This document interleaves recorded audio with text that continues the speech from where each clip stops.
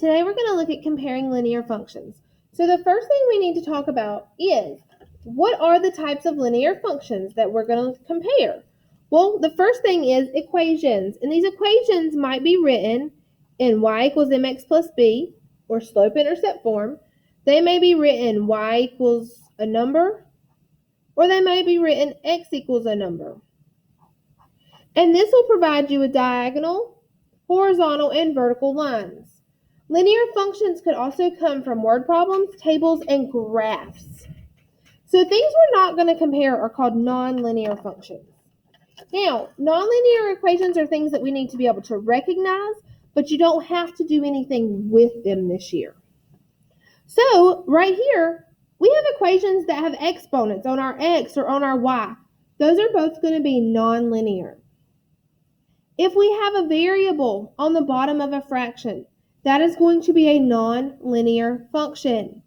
Also, if you have any square root or cube root or any type of root symbol in your equation, you're also going to have a nonlinear function.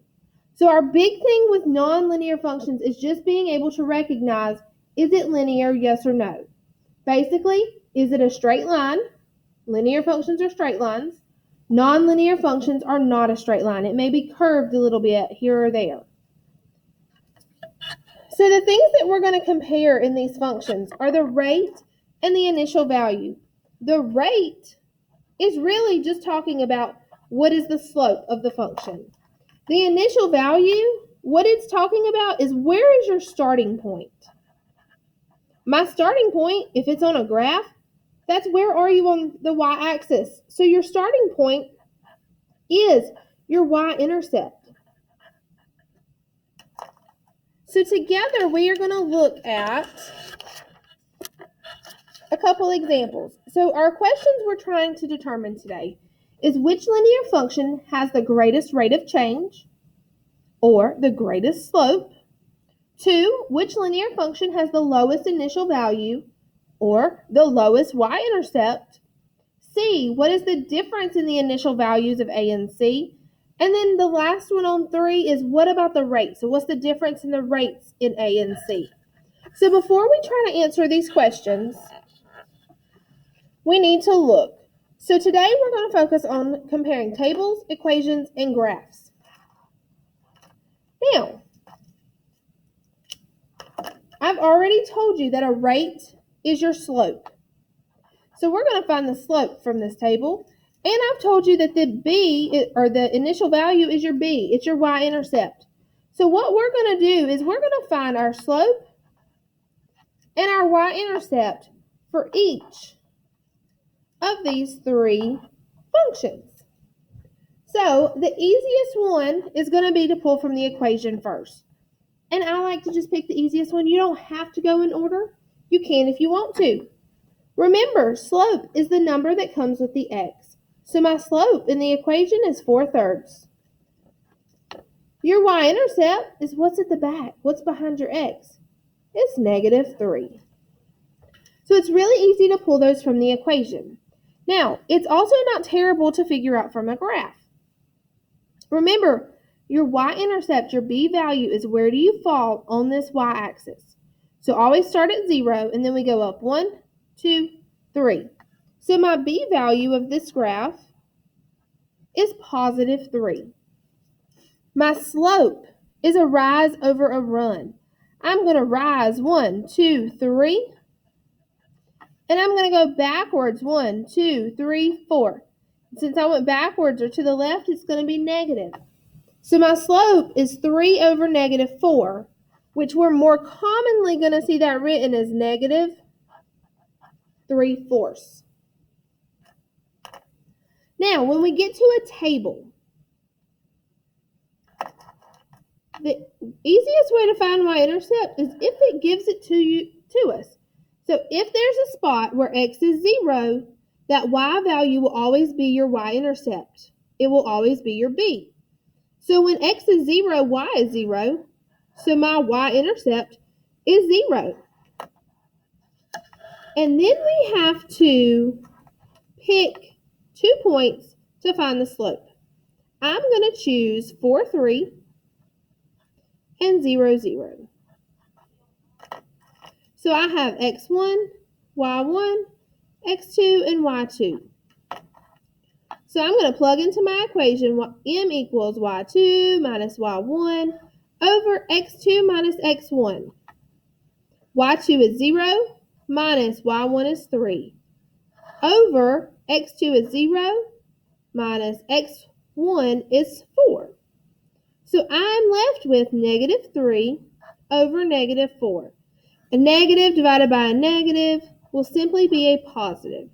So my slope is 3/4.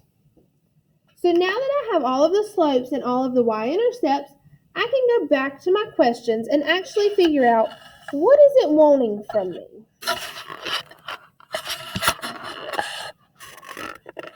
Try to get this where you can see it. So which linear function has the greatest rate of change? Remember, when it's saying rate of change, it's talking about the slope. And if it wants the greatest, it wants the biggest. So if we look back down here at our slopes, we have 3/4, 4/3, and negative 3/4. Well, I know automatically the two that are positive are bigger than this one. So now 3/4 or 4/3. 3/4 is a little smaller than 1. 4/3 is bigger than 1. So which linear function has the greatest rate of change? We said it was the equation with a slope of 4/3. Number 2, which one has the lowest initial value? Remember, lowest, it's going to want the smallest. Initial value is your y-intercept, or your b value. So down here at the bottom, we had b values of 0, negative 3, and positive 3. Well, if I want the one that's smallest, I know a negative number is smaller than 0 and it's smaller than a positive number. So my lowest initial value is again from the equation. Now, what is the difference in the initial values of A and C? Again, remember, initial value is y-intercept. But let's talk about this word difference for a minute. In a math class, difference means you are going to subtract them. So I need to do A minus C. So what is my y-intercept at A? So the table is A, and my y-intercept is 0. So 0 minus, and now I need C. So C is my graph. My y-intercept on my graph is 3. So 0 minus 3 is negative 3.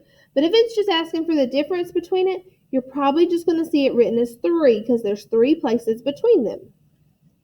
Now, what about the rate? Remember, the rate is your slope. So we need to find the difference between A and C.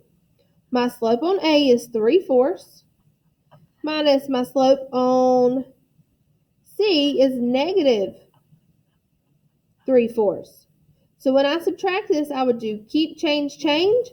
So 3/4 plus 3/4 would give me 6/4.